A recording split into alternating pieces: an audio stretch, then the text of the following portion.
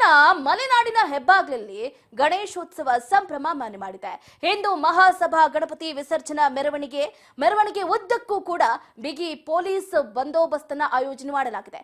ಕೋಟೆ ಭೀಮೇಶ್ವರ ದೇವಾಲಯದಿಂದ ಬೃಹತ್ ಜಾಥಾ ಕೂಡ ಹೊರಟಿದೆ.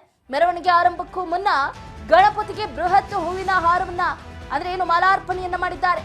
ಯಾವುದೇ ರೀತಿಯಾದಂತಹ ತೊಡಕು ತೊಂದರೆ ಆಗಬಾರದು ಅಂತ ಎಲ್ಲರೂ ಕೂಡ ಪ್ರಾರ್ಥನೆಯನ್ನ ಸಲ್ಲಿಸ್ತಾ ಇದ್ದಾರೆ. HMS ಗಣಪತಿ ವಿಸರ್ಜನೆಗೆ ಸಾವಿರಾರು ಸಂಖ್ಯೆಯಲ್ಲಿ ಜನರು ಆಗಮಿಸ್ತಾ ಇದ್ದಾರೆ. ಡೊಳ್ಳು ವೀರಗಾಸೆ ಸಾಂಪ್ರದಾಯಿಕ ಕಲಾ ತಂಡಗಳು ಮೆರವಣಿಗೆಯಲ್ಲಿ ಭಾಗಿಯಾಗಿರೋದು ನೋಡೋದೇ ಒಂದು ದೃಶ್ಯ ವೈಭೋಗ ಅಂತಾನೆ ಹೇಳ್ಬೋದು.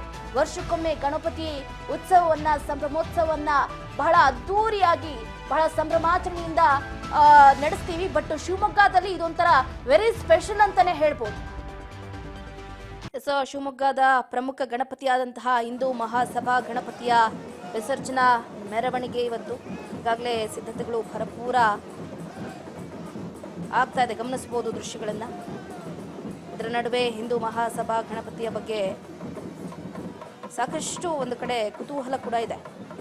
ಆಡುಭಾಷೆಯಲ್ಲಿ ಹಿಂದೂ ಮಹಾಸಭಾ ಗಣಪತಿಯನ್ನ HMS ಗಣಪ ಅಂತಲೂ ಕೂಡ ಕರೀತಾರೆ.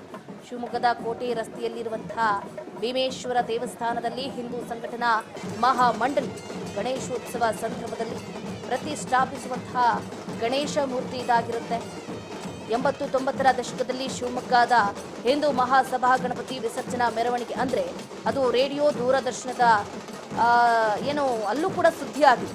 ಮಹಾರಾಷ್ಟ್ರ, ಗುಜರಾತ್ ಅಕ್ಕಪಕ್ಕದ ರಾಜ್ಯಗಳಲ್ಲಿ ಸಾವಿರಾರು ಗಣಪತಿಯನ್ನ ಒಂದೇ ದಿನ ವಿಸರ್ಜನೆ ಮಾಡುವ ವರದಿಗಿಂತ ಇನ್ನು ಶಿವಮೊಗ್ಗದ ಹಿಂದೂ ಮಹಾಸಭಾ ಗಣಪತಿ ಮೆರವಣಿಗೆ ಬಹಳ ವಿಶೇಷವಾಗಿ ಸುದ್ದಿ ಆಗ್ತಾ ಇತ್ತು, ಈಗಲೂ ಕೂಡ ಆಗುತ್ತೆ. ಲೋಕಮಾನ್ಯ ಬಾಲಗಂಗಾಧರನಾಥ್ ತಿಲಕರ ಇನ್ನು ಜನರ ನಡುವೆ ಸ್ವಾತಂತ್ರ್ಯದ ಕಿಚ್ಚು ಹಚ್ಚಿಸುವ ಸಲುವಾಗಿ ದೇಶವ್ಯಾಪಿ ಗಣೇಶೋತ್ಸವ ಪ್ರಾರಂಭಿಸಿದಂತಹ ಕಾಲಘಟ್ಟ ಇದು. ಅವರ ಆಶಯದಂತೆ ಶಿವಮೊಗ್ಗದಲ್ಲಿ 1945ರಲ್ಲಿ ಗಣೇಶ ಮೂರ್ತಿಯನ್ನ ಪ್ರತಿಷ್ಠಾಪನೆಗೊಳಿಸಲಾಗಿದೆ.